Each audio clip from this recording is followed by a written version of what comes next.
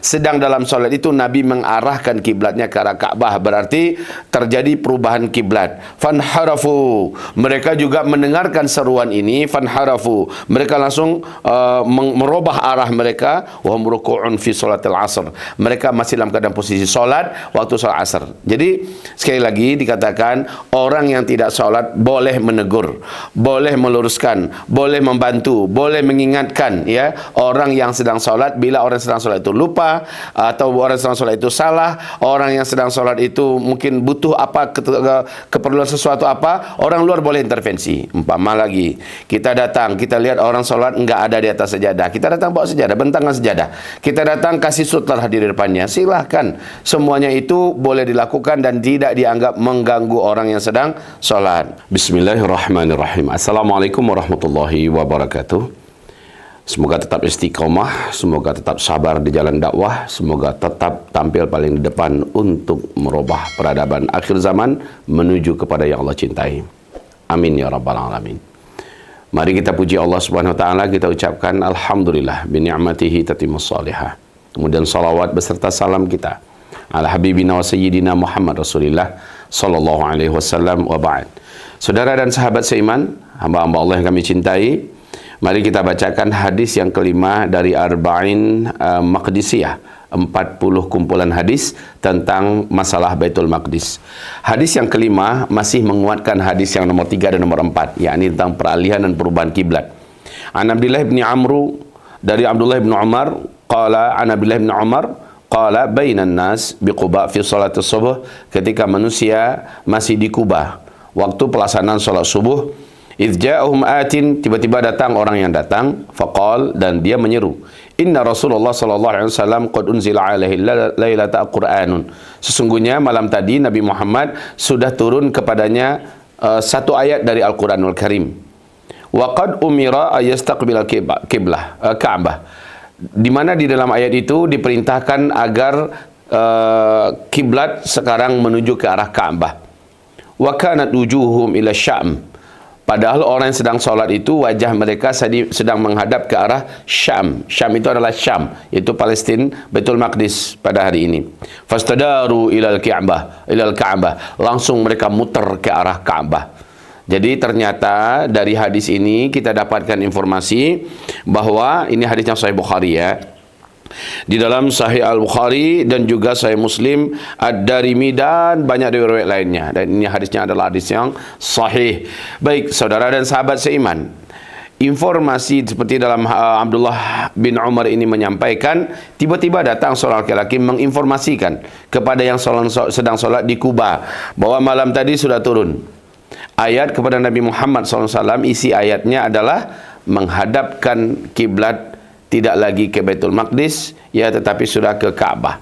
Itu inti daripada hadis ini diinfokan. Semoga hadis ini tidak perlu lagi untuk kita berikan tambahan penjelasan.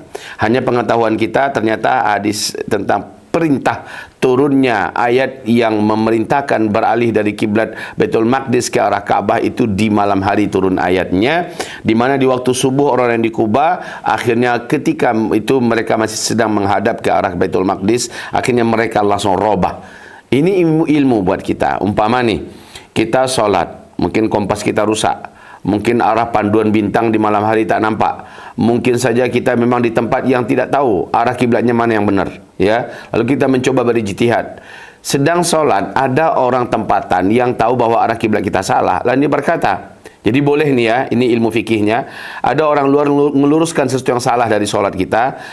Memperbaiki solat saat itu adalah sesuatu yang dicontohkan di zaman Rasulullah dan zaman para sahabat, di mana pada akhirnya orang merubah, ya, baik posisi kiblatnya, baik itu gerakan bacaan atau mungkin bacaannya sendiri, atau gerakan salah satu di antara gerakan solat dirubah dalam solat tanpa harus mengulangi kembali solat itu. Cukup lanjutkan saja, tinggal dirubah posisi mana yang benar. Ya, semoga Allah Subhanahu wa taala menjadikan ini ibrah perluasan bagi kita untuk masalah-masalah lainnya.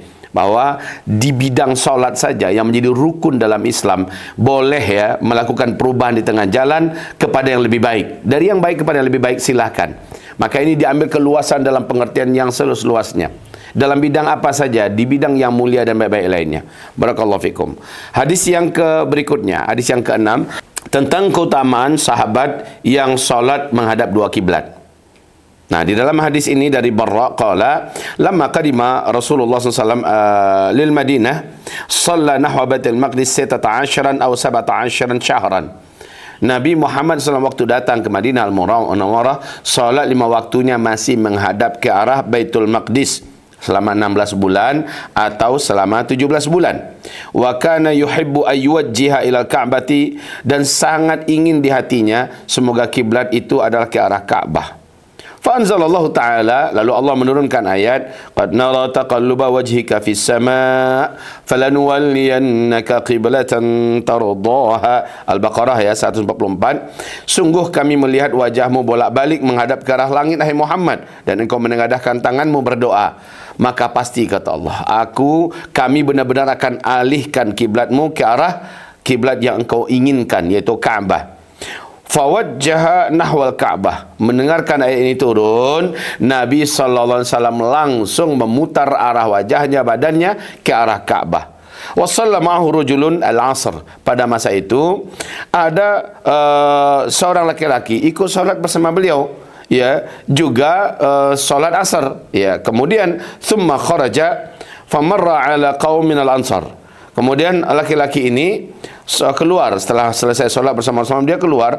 Famarra ala qaumin minal ansar. Laki-laki ini melewati suatu kaum yang sedang solat juga dari kaum Ansar. Faqala huwa yashhad annahu shalla ma'an nabi, dan dia berkata, bersaksi demi Allah, aku solat bersama Nabi sallallahu alaihi wasallam, wa annahu qad wajjaha ilal Ka'bah. Sedang dalam solat itu Nabi mengarahkan kiblatnya ke arah Ka'bah, berarti terjadi perubahan kiblat. Fanharafu, mereka juga mendengarkan seruan ini. Fanharafu, mereka langsung merubah arah mereka. Wa hum ruku'un fi salatil asr, mereka masih dalam keadaan posisi solat waktu solat asar. Jadi sekali lagi dikatakan, orang yang tidak solat boleh menegur, boleh meluruskan, boleh membantu, boleh mengingatkan, ya, orang yang sedang solat. Bila orang yang sedang solat itu lupa, atau orang yang sedang solat itu salah, orang yang sedang solat itu mungkin butuh apa, keperluan sesuatu apa, orang luar boleh intervensi. Umpama lagi kita datang, kita lihat orang solat enggak ada di atas sejadah, kita datang bawa sejadah, bentangkan sejadah. Kita datang kasih sutra di depannya, silahkan. Semuanya itu boleh dilakukan dan tidak dianggap mengganggu orang yang sedang solat. Okey, semoga bermanfaat apa yang kami sampaikan barusan ini, dan ini tentu saja menjadi tambahan ilmu bagi kita, menjadi tambahan wawasan bagi kita dengan dibacakan dua hadis berikut ini. Barakallahu fikum. Assalamualaikum warahmatullahi wabarakatuh.